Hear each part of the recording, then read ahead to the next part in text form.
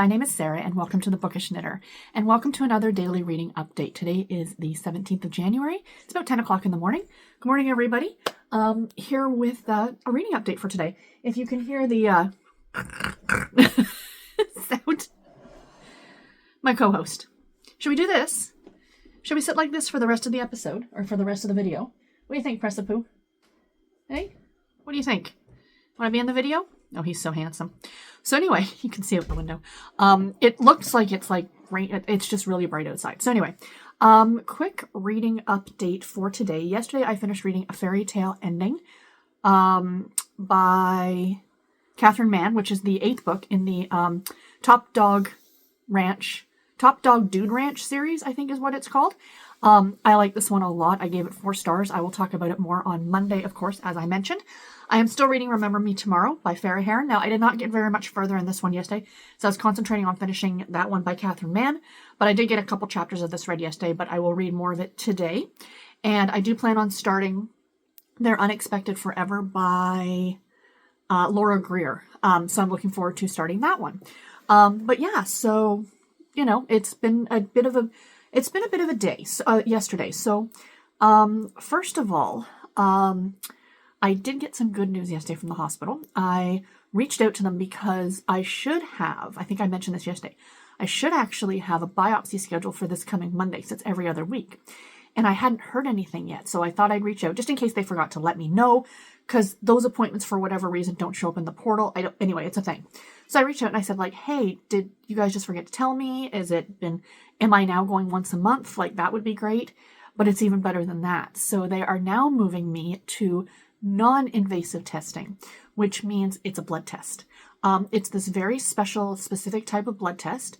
There's only one lab in California that does the results for it. So I go in on the 3rd of February, and I go in for my regular clinic visit to see the doctor. And while I'm there, they're going to do blood work, and they're going to do this test, and the test gets sent to California.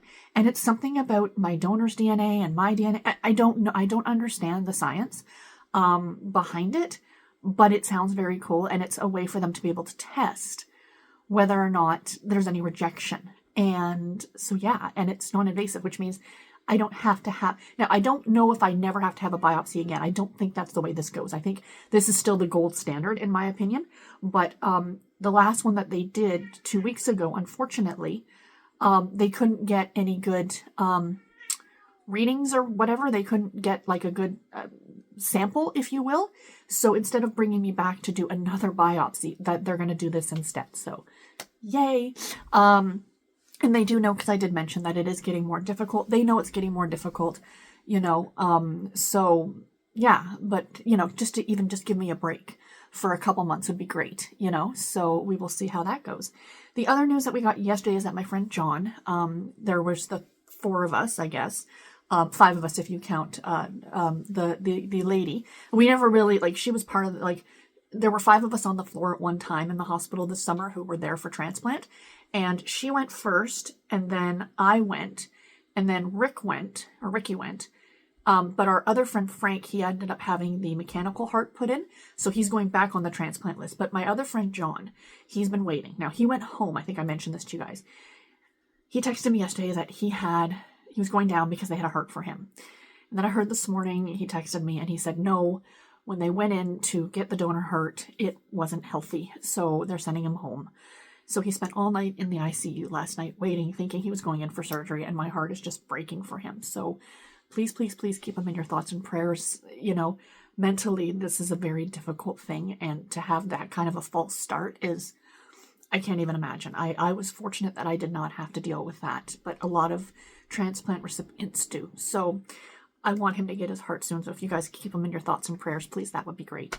So yeah, that was a little bit of sad news, but anyway, it is Friday, everybody. I treated myself to Burger King for breakfast.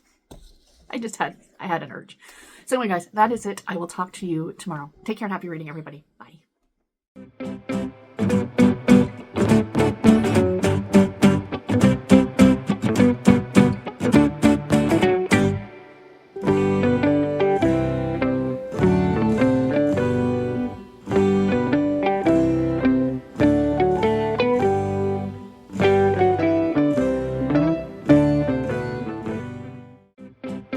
you.